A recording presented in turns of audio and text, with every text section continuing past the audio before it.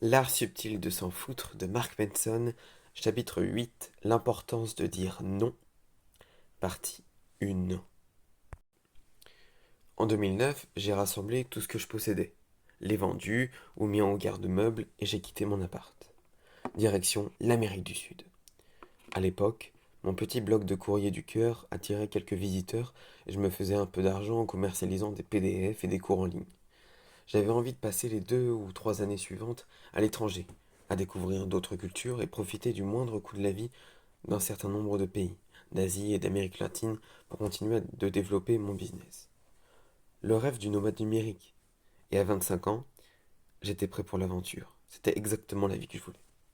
Mon projet d'expatriation itinérante avait en lui-même une certaine gueule, mais les valeurs qui me motivaient à expérimenter ce style de vie n'étaient pas toutes si avouables.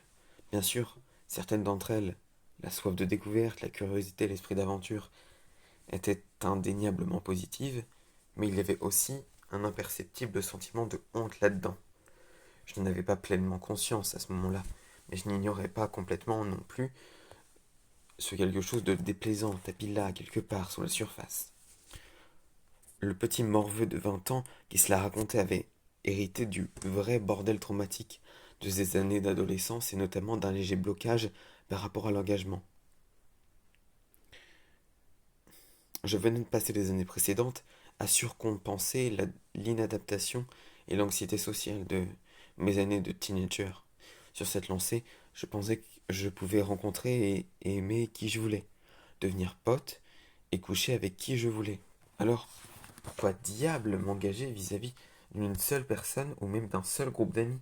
Pourquoi m'enraciner dans une seule ville, m'ancrer dans un seul pays, si je pouvais tout expérimenter à égalité?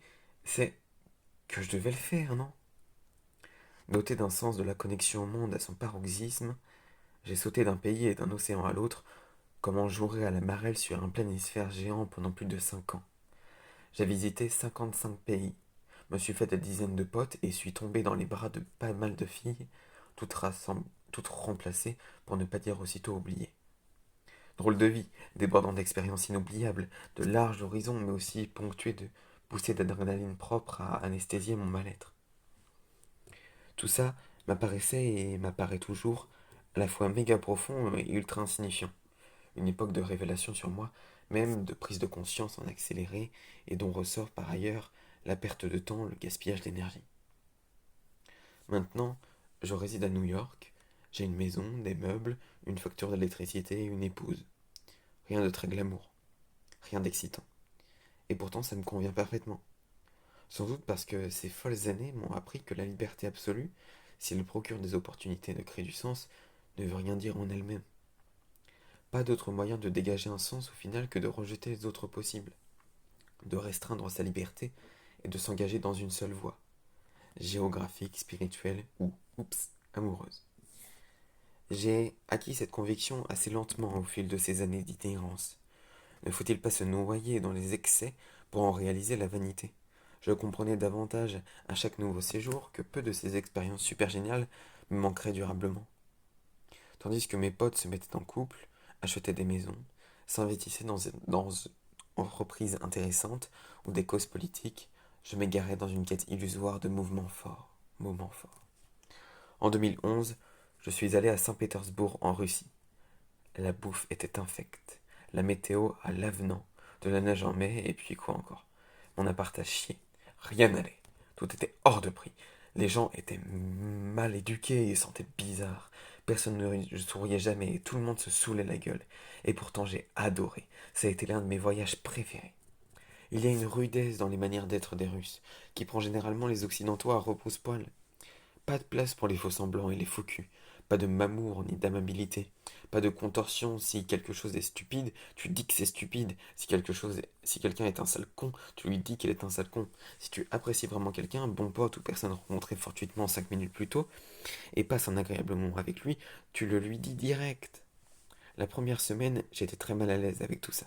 J'ai pris un verre avec une fille dans un café, et au bout de 3 minutes, elle m'a dévisagé en me disant que ce que je venais de dire était stupide. J'ai failli tomber de ma chaise. Rien de violent pourtant dans sa manière de l'exprimer, un peu comme si elle m'avait parlé du temps qu'il faisait ou de sa pointure, mais j'en suis resté comme deux ronds de flanc, KO assis. En Occident, le parler cash à ce point est assimilé à un affront très offensant, surtout de la part de quelqu'un que tu viens de rencontrer. Mais là-bas, c'était la norme. Et je me suis d'abord senti attaqué de tous côtés, avant de m'habituer au fur et à mesure des semaines à cette franchise brute de décoffrage. Je prenais goût au soleil de minuit, à la vodka qui descend comme de l'eau glacée, et j'ai commencé à apprécier cette façon de se comporter pour ce qu'elle était, une expression authentique. La sincérité chimiquement pure, la communication sans arrière-pensée, sans le souci de se vendre, de se faire aimer à tout prix. D'une certaine manière, après avoir roulé ma bosse pendant des années, c'est peut-être dans cet endroit, le plus non américain, que pour la première fois, j'ai ressenti la saveur de liberté particulière liée à la possibilité de dire tout ce que je pensais ou tout ce que j'éprouvais, sans en redouter les conséquences. Accepter d'être rejeté, quelle étrange forme de libération. Et moi qui avais été privé de cette libre expression la majeure partie de ma vie, d'abord au sein de ma famille où les émotions étaient cadenassées, ensuite par l'effet d'une posture, celle du gars sûr de lui, cette liberté d'être et de parole, je me suis enivré comme de la meilleure vodka. Mon séjour d'un mois à Saint-Pétersbourg est passé à toute vitesse et à la fin, je ne voulais plus repartir. Le voyage est un formidable outil de développement personnel parce qu'il s'extrait des repères de ta culture, t'exposant à des codes radicalement différents, dont tu es amené à vérifier qu'ils fonctionnent quand même. Ça t'oblige à réexaminer ce qui passait à tes yeux pour évident, à le relativiser. L'immersion en Russie m'a fait prendre du recul par rapport à la communication style faux gentil, si répandue dans le monde anglo-saxon. Ne nous rendait-elle pas encore plus mal dans notre peau? Je me rappelle avoir discuté un jour de cette dynamique avec mon prof de russe. Il avait sur le sujet une théorie intéressante. Après des générations passées sous le régime communiste, sans opportunité économique ou si peu dans une atmosphère de peur à couper au couteau, les Russes ont trouvé que la monnaie d'échange la plus précieuse était la confiance. Or, la développer implique de se montrer sincère. Ça veut dire que quand les choses merdent, tu le dis ouvertement et sans mettre de gants. Les manifestations de franchise brutale et désagréables, nécessaires à la survie, étaient ainsi récompensées. Tu avais besoin de savoir, et très vite, sur qui tu pouvais compter et de qui tu devais te méfier. Dans les pays occidentaux, dits libres, au contraire, toujours selon le prof de russe, l'abondance d'opportunités économiques rendra plus habile de se présenter sous un certain jour que d'être conforme à l'image de soi présentée.